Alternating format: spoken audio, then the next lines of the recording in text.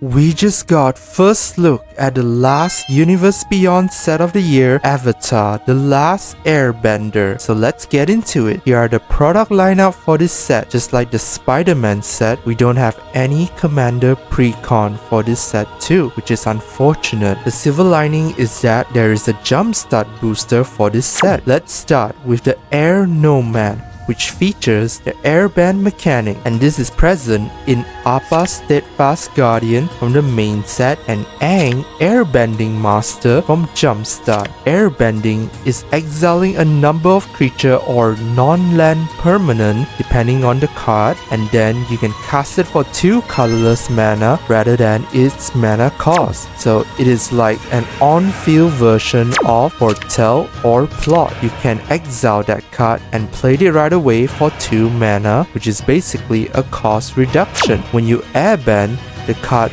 leaves the battlefield without dying, so this version of Aang can get an experience counter. Dowerport Mage can draw you a card, 3/3 Scribe can pump your board, Anti-Causal Vistage can cheat something out, Reveler can bring back 2 stuff, and many more. This is probably to protect your stuff from a board wipe or removal. After that, you can cast it for 2 right away or later on, and bam, it's back again. So it works like a blink mechanic where you want to run some powerful enter the battlefield cards to synergize with airbending. Cards like Agent of Treachery for 2 mana, Steel Stuff, Sun Titan for 2 mana to revive something, Mole Drifter to draw 2 cards, some powerful primordials, or even Atraxa to get more cards. But to put out these big creatures, you want to cheat it out first by using Sneak Attack to nuke or Perforos, Bronze Blooded, and then you can airbend them right away and cast it for 2 mana later on. So knowing what we know now, airbending is a nerf version of a blink mechanic because you still need to pay 2 mana for it to come back. However, that 2 mana can be reduced if you have a cost reduction cards on the battlefield, and I guess the upside is that you can cast it for 2, which will trigger the cast trigger of certain cards like the Eldrazi or Zakama. Let's talk about Appa and Aang. Appa is literally a protection spell stamped on a creature card. It can be flashed in, and then when it enters, you can airbend your stuff away, and then you can cast it for 2. Also, whenever you cast a spell from exile, it doesn't say from airbending ability, just from exile you get a 1/1 white ally creature token. Aang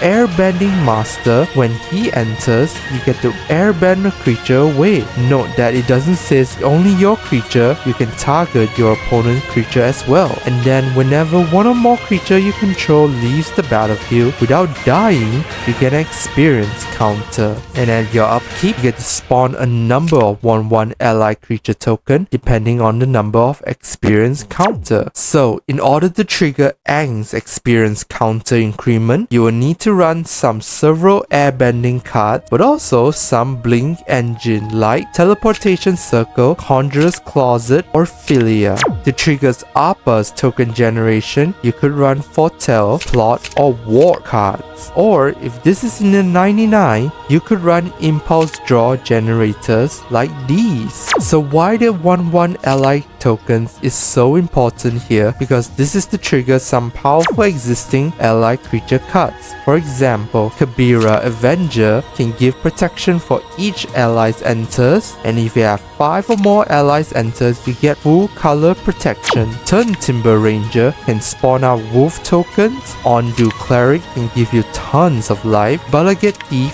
can literally discard your opponent's hand. Murasa Pyromancer can deal damage equal to a number of allies you have, and many more. I'm pretty sure there's an ally card that can mill, provide indestructible, give haste, make your opponent lose life, and many more. So I think Appa and Aang works better in the 99 for ally themed deck. Next, we have the Water Tribe. Before we talk about the Waterbending, and since I mentioned ally earlier, you definitely want to put in Katara the Fearless because she can double your ally's trigger ability. Waterbending is an activated ability depicted by the number. You can use your artifacts and or creatures to help pay that ability. It is basically basically convoke and or improvise as one. This mechanic wants you to go wide so that you can pay for the waterbending easily. Katara. Water Tribe's Hope can spawn out 1/1 white ally creature tokens, and you can pump the team with a waterbending ability. Again, you can blink her to create more ally tokens, and you can double the number of tokens with these token doublers.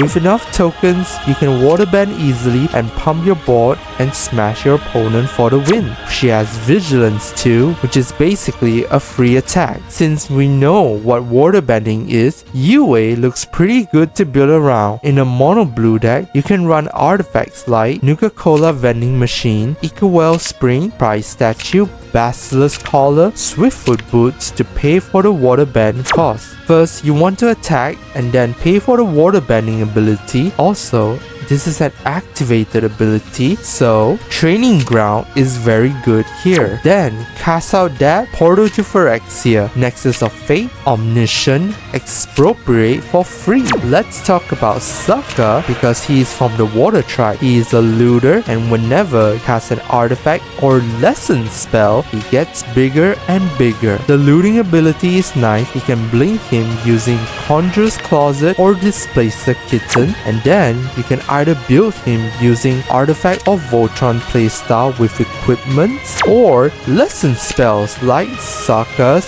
Haiku. Now, let's talk about Earthbending, which you can animate a land and put a number of +1/+1 counter on it based on the Earthbending number. When that animated land dies or exile, return it to the battlefield tapped. This is a very strong ability and works like the Awaken mechanic, but with protection. While the animated land is well protected against destroy or exile removal, it doesn't protect against bounce removal like Into the Floodmaw or Evacuation. Now let's talk about Toph, the first Airbender. Under her tutelage, all non-token artifacts are lands in addition to their other type, and at the beginning of your end step, you can Earthbend too. Holy cow. On the surface, your non-token artifact can trigger landfall ability. However, if you dig deeper and think about it, Toph breaks some rules about these artifacts. Perpetual Timepiece, Memory Vessel,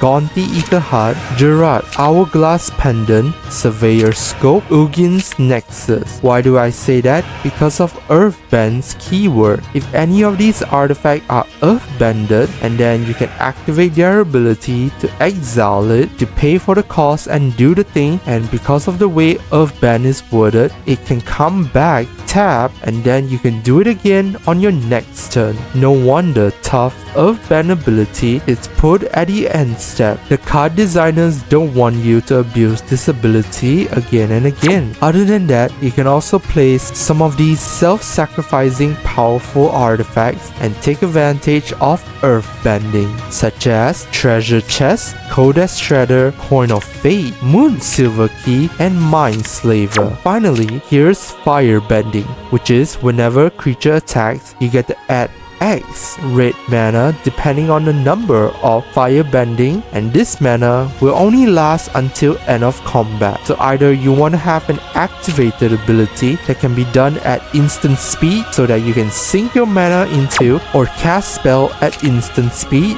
or flash speed to capitalize that red mana, or just play Leyline Tyrant so you can use those red mana during your second main phase. Here's Fire Lord Zuko. He has Firebending, and whenever you cast a spell from exile or whenever a permanent you control enters from exile, put a +1/+1 counter on each creature. Oh my goodness, this is basically a Mardu Prosper deck or a Blink deck. Let's see, casting spell from exile includes Cascade, Discover, Rebound, Italy, or anything you stole from your opponent, and many more. If you do that, your team will get bigger and bigger. By the way, it also checks for whenever a permanent enters from exile too. So blink cards like Teleportation Circle, Belladar Guardian, Philia, Ephemerate, cloud shift is very good here as well. Okay, so you can cascade, blink, and now here are some +1/+1 payoff when you put +1/+1 counters on them. We can play generous pop to give +1/+1 counters and put a number of +1/+1 counter on your team. We can also play Dust Legion Duelist to draw you more cards. The same goes for Exemplar of Light. Absent Falconer can give your team flying. Emperor of Bone can steal your opponent's creature and bring them back under your control. Now we have gone through all the bending. How do we feel about Avatar Aang? While he can firebend easily, for now to do all 3 other bendings, it is quite hard. You need an engine for airbending, waterbending, earthbending in order to flip him, which is very ambitious. The flaw of this card is draw 1 card from his firebending, but if you could do all 4, and then he will turn into Aang, Master of Element.